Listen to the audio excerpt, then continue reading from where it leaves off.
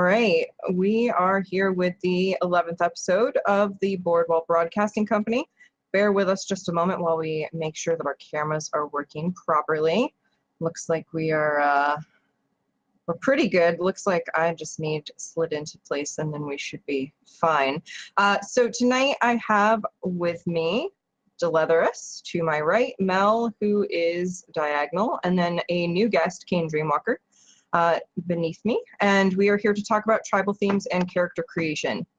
So before we launch in, we can't forget our weekly contest. If you win the contest for the evening, you will have a chance to message Deletherus for either 100 EP, a guild token, or villager token.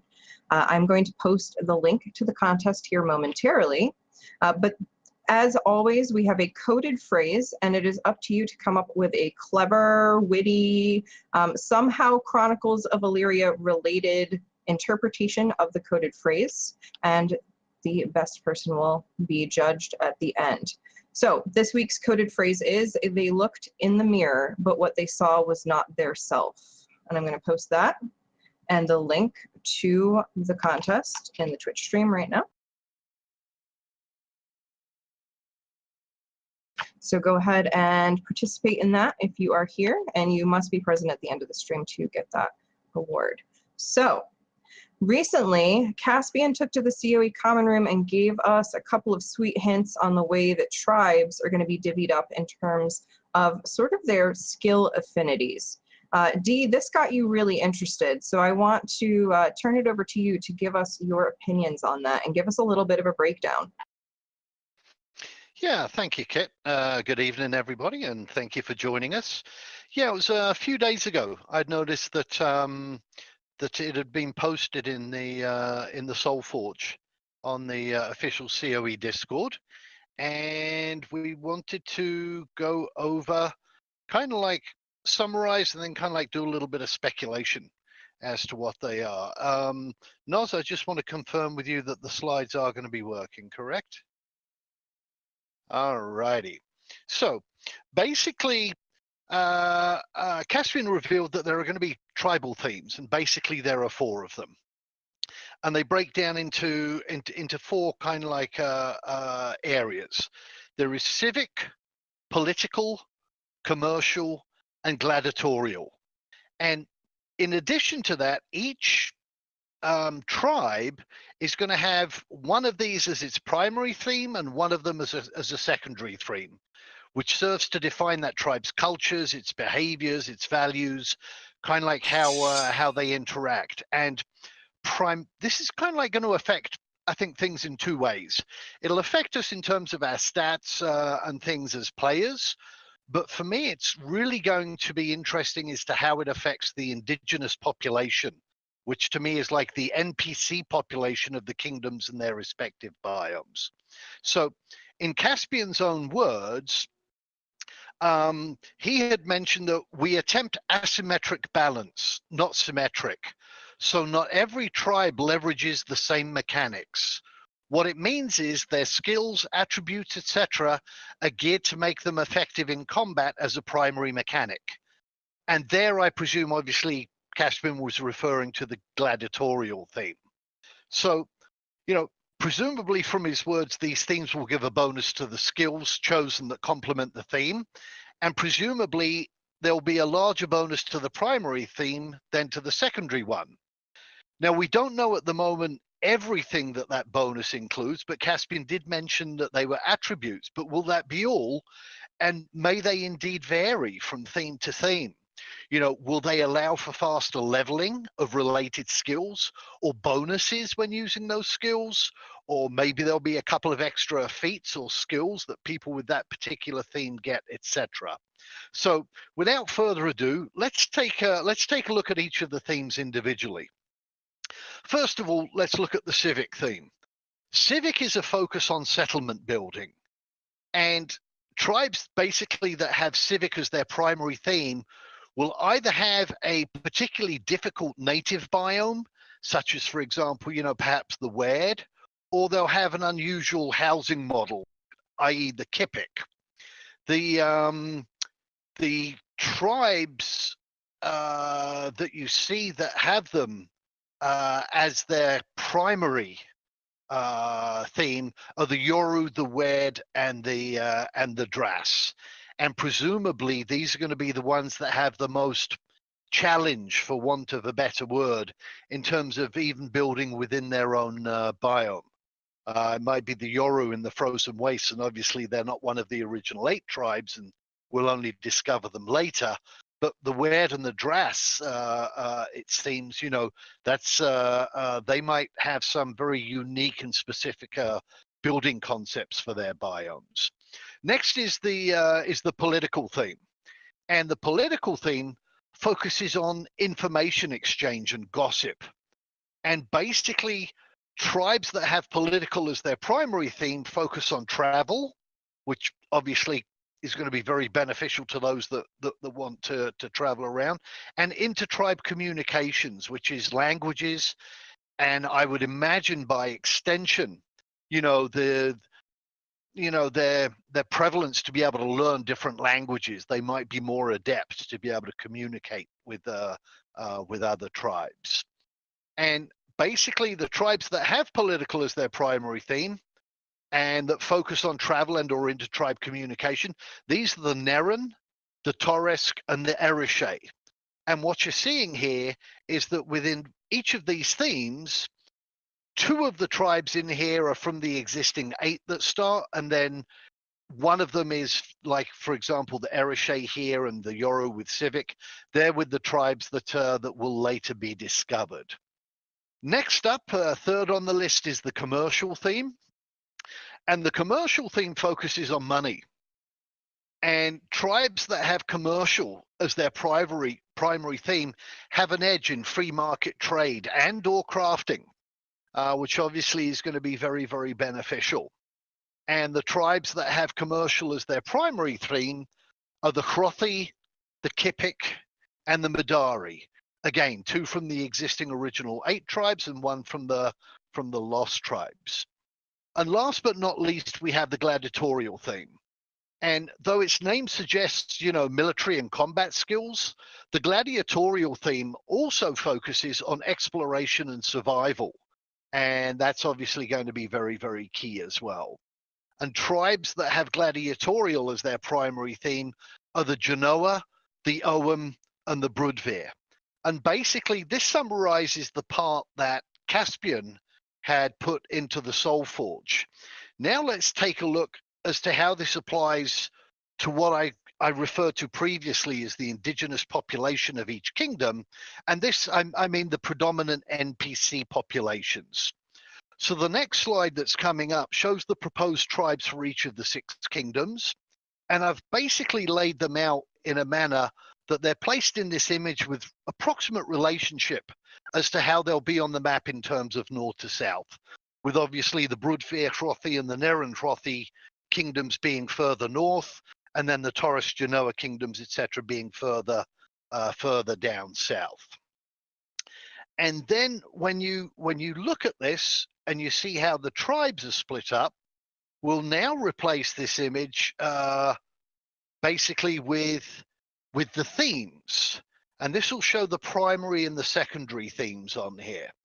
And one thing that immediately stood out to me on this was that the 2 northern kingdoms combined, if you look at the gladiatorial section, they basically have as many primary and secondary gladiatorial themes as the 4 other kingdoms combined. In fact, whereas each tribe of the 2 most northern kingdoms has gladiatorial as either a primary or secondary theme, in the remaining 4 kingdoms, only one of the 3 or 4 tribes within each of those kingdoms has a gladiatorial theme. So kind of like putting this a different way, putting a different spin on it, 100% of the NPC population in the northern kingdoms, allowing for the fact that there might be a few interspersed other tribes in there, but 100% of the population of the 2 northern kingdoms will have gladiatorial as a theme, be that primary or secondary, whereas in the remaining 4 kingdoms, it'll vary between 25 to 30% of the population. So what does this mean to us as players? I mean, keep in mind that the northern kingdoms might not sustain as much of a population, and thus the numbers of the gladiatorial NPCs in those kingdoms might not be alarming as kind of like as might first meet the eye. And then we need to remember that the NPC AI in Chronicles of Illyria is supposed to be very complex. We tackled that in one of our earlier streams, but Caspian is kind of like programming to where they follow their needs and their wants and desires first, and then they go ahead and follow other things like whether they're going to follow you to war or do a task for you, accept a job contract, etc. And so, you know, for those of us that might be concerned about a horde of NPCs, for example, invading from the Northern Army, you know, led by, you know, a king or a duke or something, you know, is it going to happen that they stumble across, you know, a bunch of political NPCs in the kingdom they're invading, and they communicate between each other, and that those political NPCs basically counter the gladiatorial ones, saying, hey, you know, this is a fair kingdom. You know, the reasons why you're invading are wrong. Would those gladiatorial NPCs basically default and go back to their, you know, northern kingdoms, etc.? Again, we're just speculating here, but I can't see, with everything else that Caspian has thought of and put together, and the whole SBS team, you know, for that matter, I can't see them having something as unbalanced as a gladiatorial theme as primary for one group, and civic, which is kind of like how to build a house, for another group. You know, there's got to be this kind of like, they're not going to be equal, but it, you know, there might be a rock, paper, scissors situation on this. And in fact, that something like that, the Fourth Kingdom, you know, if you look at it, it's represented nicely in all four of those categories. You know, is having gladiatorial NPCs better than having commercial NPCs, for example? You know, with commercial NPCs, will you be able to collect more in taxes and actually build a larger player army, etc.? And then bear in mind that each of the tribes basically has its own kind of like little warrior section anyway, such as the Kipik with their Mokashin, etc. So it's not like, if you want to be a PvPer, that you have to be one of the gladiatorial themed tribes, but it might have a little bit more of a predisposition to making that. And then the other thing is to remember that 95% of us will have the choice of which tribe we personally want to play. And so, you know, we'll be able to choose which themes best suit our play style and our character. This, to me, as I say, is mainly affecting, on a large scale, kind of like that indigenous population. So with my little ramble over on that, I wanted to turn it back to you, Kit, and see what others had to say on this. And in fact, Sniper's just joined us, and maybe if he has something that he could share with us about the themed tribes and how they balance out. Yeah, I have a rumor that is not in fact Snipe Hunter, by the way, but somebody impersonating him. So I am curious, but I'm gonna call it out. If it is, maybe we can get confirmation in the COE Discord just to make sure that it is him. But I am currently like so blown away by all of that breakdown. You went so above and beyond on that I am literally stunned right now. So is Mel or Kane, do either of you, after hearing all of that, have anything that you wanna add in on that?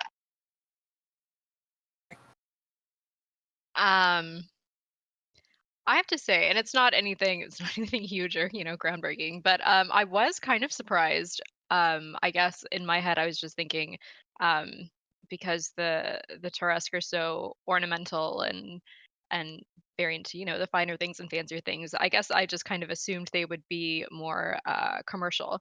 And so seeing that they in fact aren't was actually kind of interesting. So yeah, I'm intrigued by that. Anything from you, Kane? Yeah, sure. So, I mean, I could kind of conjecture all night long, but my first thought is kind of along what Dee was talking about, where there has to be a balance somewhere. And one thing that I've really noticed about COE in general is they've done a really great job so far trying to sort of recreate the idea of evolution and keep things as natural as they possibly can. So when you've got if you want to look at it in terms of like predators or not predators, but maybe carnivores versus herbivores. And you've got some chunks of people that are going to be the carnivores, the gladiators. But some of the largest and most powerful creatures on the planet were herbivores. They weren't gladiators. So there's a lot of potential there for, whereas there may be big clusters of gladiators that are these dangerous individual shock troops, if you will, for tribes that are more aligned with intelligence and engineering, to come up with their own ways to grow to become too big to eat by themselves. So that's again just me kind of conjecturing and riffing a little bit, but it's an interesting thought, and I would like to see where they're going with this.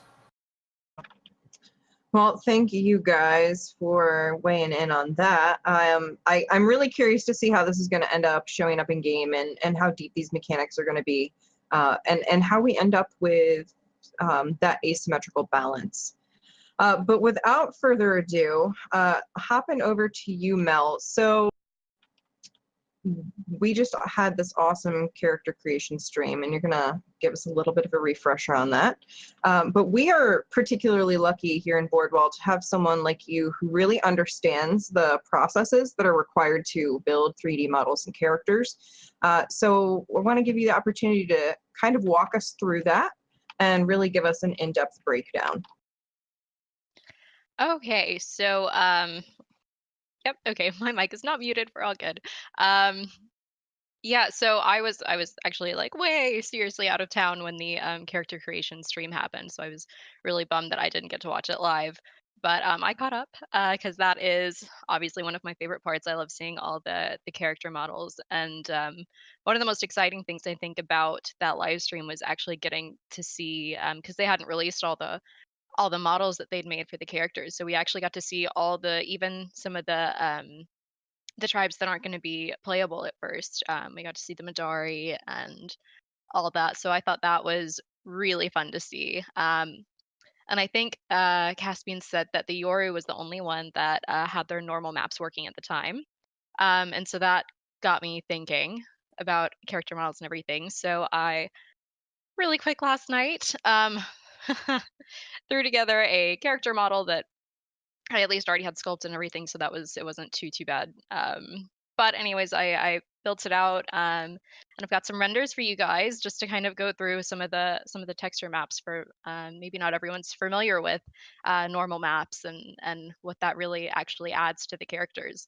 So I thought it'd be kind of fun to go through and just see a sample character, because I obviously don't have the SBS one, so you're just gonna have to live with my poor, sad, bald female character model.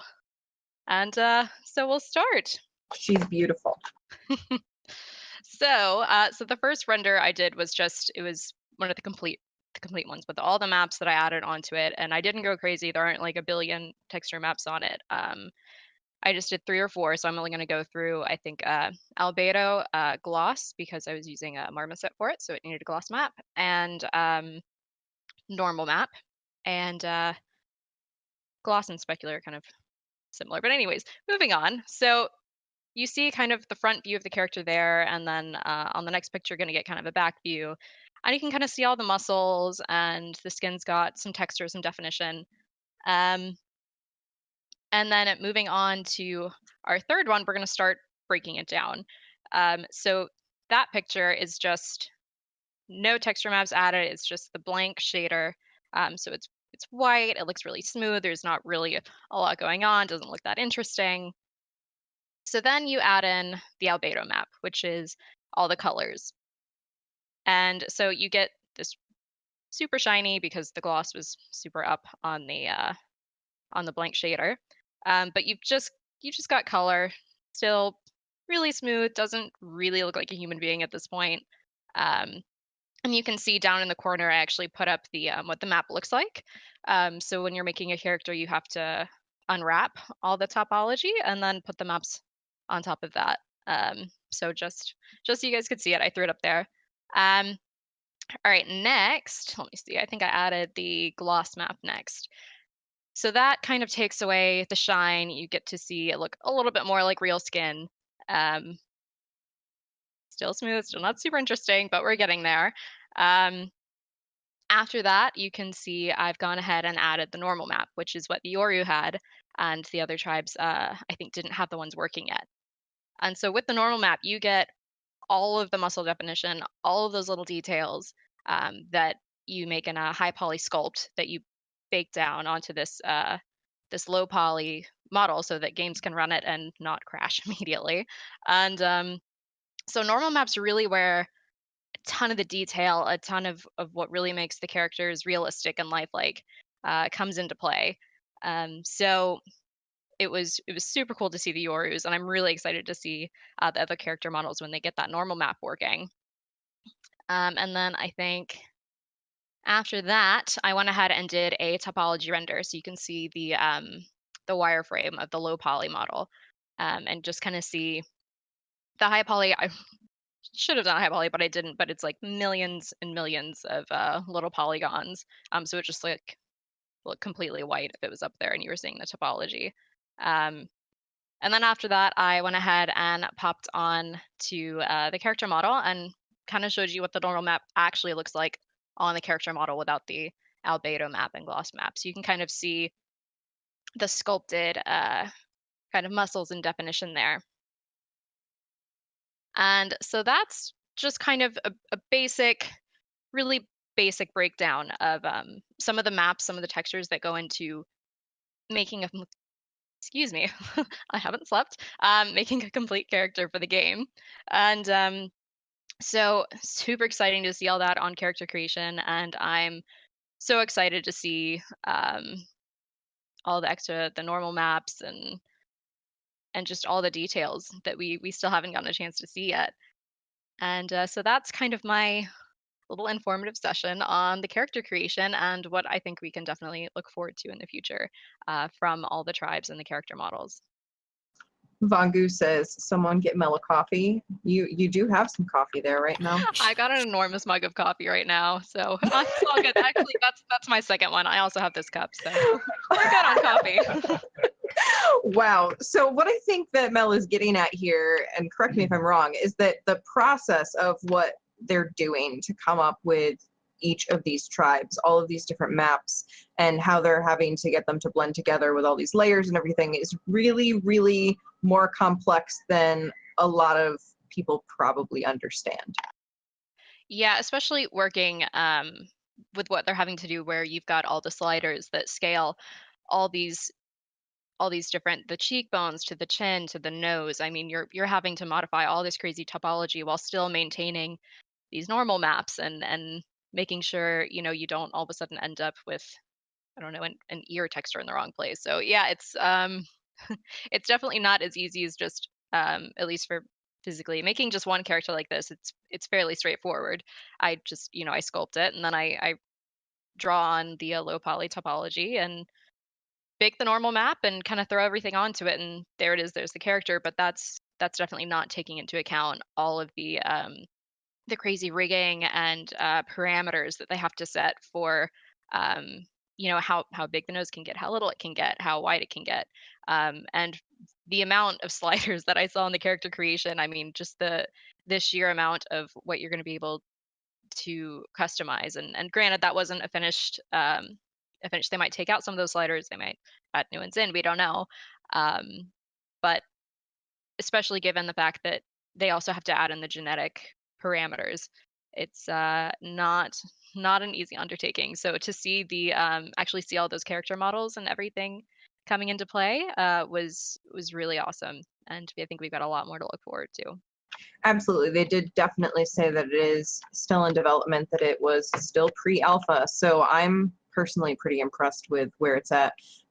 Kane, any opinions from you on the character creator?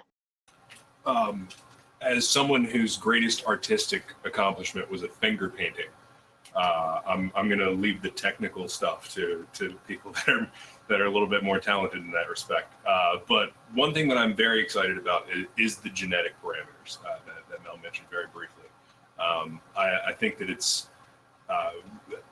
really great that they're doing that. You've seen a lot of video games where the sliders will have like some completely unreasonable scales, where it doesn't matter what race of creature you make, it can have ears that are 3 feet off of their head and eyes that are the size of dinner plates. I think it's fantastic that they've implemented what they have for genetic restrictions with the tribes, and I think that it's going to be especially interesting as the tribes begin to intermingle, what things are going to look like a year, 2 years, 5 years down the road. These tribes are going to be unrecognizable from what they were when we first began. So that's particularly exciting for me. Awesome. Thanks for sharing that. I mean, I'm kind of in the same boat, though we need to talk about the fact that there were Dross that had eyebrows in the character creator, because I'm a little shook. I am shooketh, because we went from no eyebrows to suddenly eyebrows, and I'm not gonna turn away some eyebrows, but I'm hoping that we will get some different options on them. That is my one request. I think it was because, like you said, it's pre-alpha, so they've got all the hair models and everything, and I don't think they've gotten it to the point where they're taking away certain pieces of hair, facial hair for certain. Because you saw like all of the tribes, you kind of cycle through all the different hairstyles, so they might just not have made it to the eyebrowless bronze yet. So don't panic. Yeah, Renegade says commit, shave my eyebrows. I just might. Pixar didn't happen. Indeed. All right, so our last segment, thank you for that, Mel. I think that was really informative for those of us who do not get these technical specs. But jumping into our last segment, after the segment, we will judge the competition, and we will announce who is going to be winning the award for the night. We are here with Kane Dreamwalker to talk about the Dreamwalkers. So the Dreamwalkers are an organization that is going to be present in Chronicles of Valyria. So I'm going to post a link to the recruitment thread, that way you can kind of peek at it while Kane is talking here. But Kane, I'm going to focus our attention on you for now. Oh no. Can you tell us a little bit about where you're going to be located and what your political affiliation in Chronicles of Valyria is going to be? Sure. So to begin with, our sort of home base, if you will, is going to be in Alwina, which is going to be located in Newell County, in Blood Oak, in Boardwalk. So that's a nice little chain there. But yeah, so we're going to be there. As far as our political affiliation goes, we are most certainly allies to our neighbors and to our homelands. There's a little bit of cool backstory lore stuff involved that paints the Dreamwalkers as almost like a ghost sentinel that is there to protect the lands that they were so generously given by the landowners. So, yeah. Okay, cool. So what kinds of players do you think would be interested in the Dreamwalkers? I am absolutely trying to pander to all of you. I think that there is most certainly room for the three major archetypal players. Our PvPers are going to have lots of opportunity to keep their skills honed, and to go out and protect the lands, because again, the Dreamwalkers are kind of that silent sentinel, the savages in the mist if you will, at least in the beginning. Then the PvE, from sort of a different perspective, we are a tribe. The Dreamwalkers are my dream for the Dreamwalkers is for us to live in the wild. Obviously, in the beginning, nobody's skills are going to be that high, and we would all just be eaten by the Trison. But long term, the idea is that we're going to be able to get away from major housing, get away from cities, get away from towns, and we're going to be able to do our own thing in villages, the little tribal villages that we build deep in the heart of the wild. So those of you who are into PvE, we're going to need you, because we're going to need you to hunt. We're going to need you to protect the village from all of the things that go bump in the night in the wilds, which are supposed to be some of the harshest wilds that COE could possibly throw at some players. And then from the role player's perspective, that the third archetype player, I'm very much into the idea of providing an opportunity for players to get to experience the tribal culture. So I'm certainly looking for anybody who wants to riff with me, soundboard with me, ideas for how we could paint that, how we could color it, how we could make it something really unique in our own, and turn it into something very special that the whole group could get into, if only in small amounts. Whether it be the PvPers and PvEers adhering to maybe a cool dress code that we all really like, because we have our artisans that are making us gear, stuff like that. That all sounds like it'll offer some great opportunities for kind of differentiated gameplay. I'm sorry, I am over here cracking up at the Twitch chat right now. So before I ask you more questions, I just want to let you know that Snipe Hunter from Soulbound Studios is currently disappointed because he thought you were an elf, but then he realized that it's actually just your headphone microphone sticking out of your hair. As cool as that would be, but I would be the beardiest, scruffiest elf ever. Indeed. Someone said Shadowrun is real. So my next question is, where did you get the idea for the Dreamwalkers from? It kind of comes from a lot of things that float around in the nebula that is my mind. But ultimately, I really have always been drawn to tribal culture. I like watching documentaries about it. I like reading about it. I like studying it, and I like trying to live it to an extent myself. So when COE first kind of came out, its big presentation was, this is a game that will allow you to be whoever or whatever you want to be within this world. They're trying to build this incredibly diverse and just deep world with lots of cultures. And so my first thought was, well, I want to be a tribesman. I don't necessarily want to live in the cobblestone streets. I don't want to live behind the walls of a castle. I want to live in the thick of it. I want to live out with my tribe, and I want to recreate that experience and design, if you will. I want us to be almost like the Great Sioux Nation living out in the wild, and to be known and to be seen as sort of our own anomaly within the world of COE.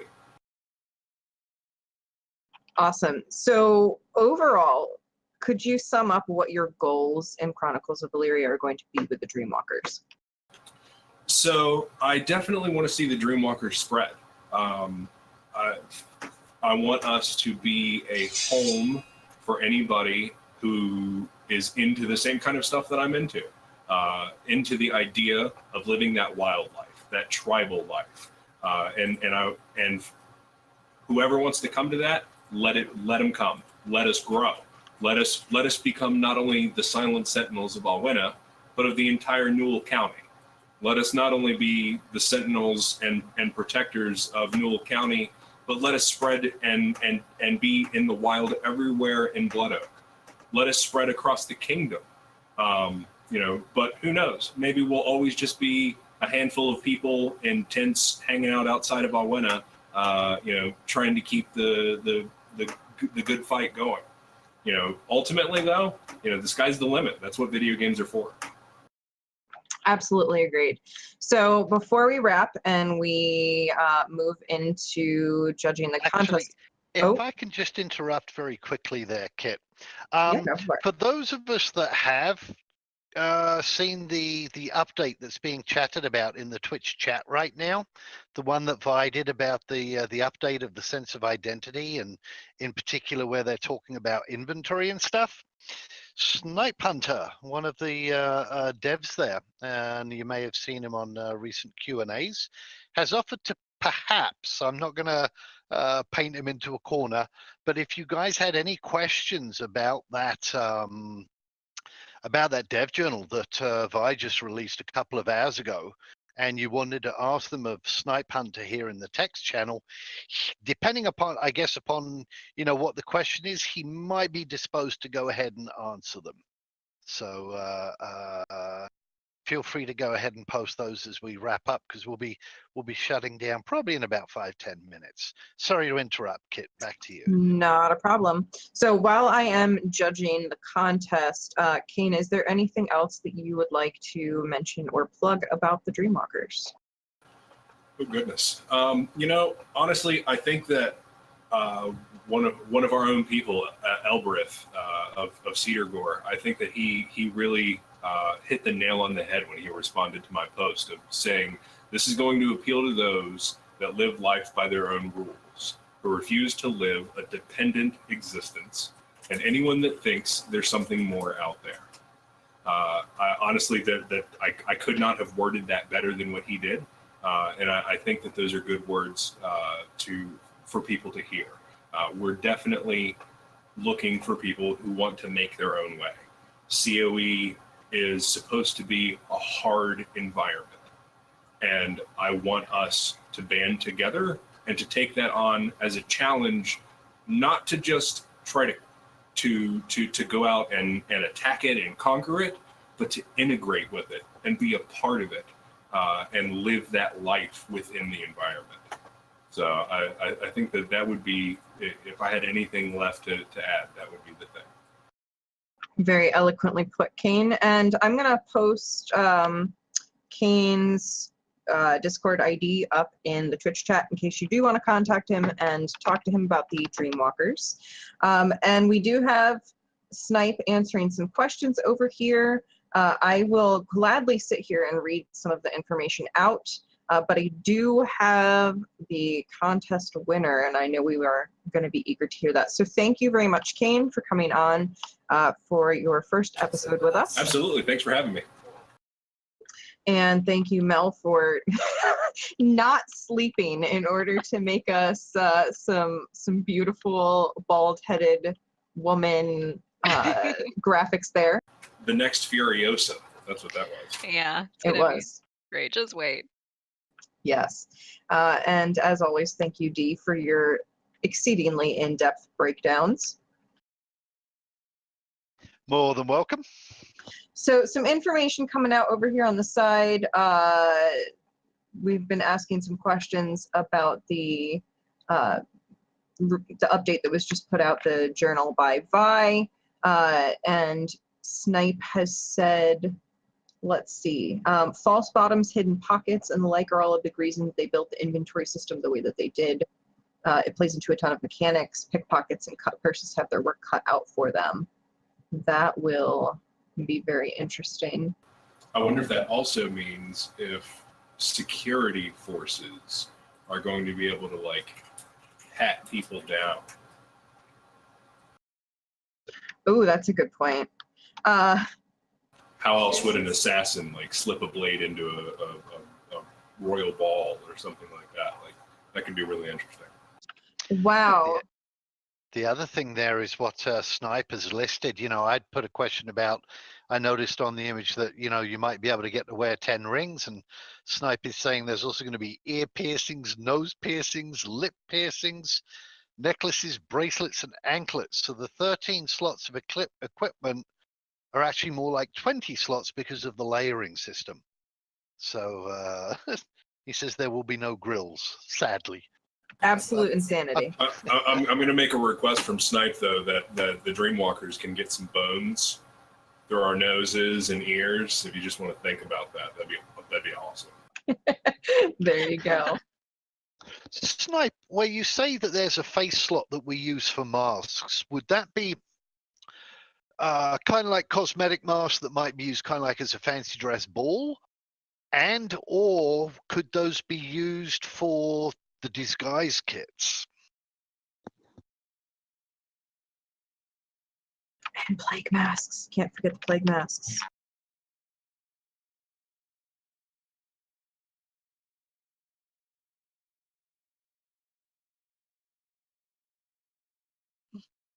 Oh, sorry, I'm reading over here in the chat.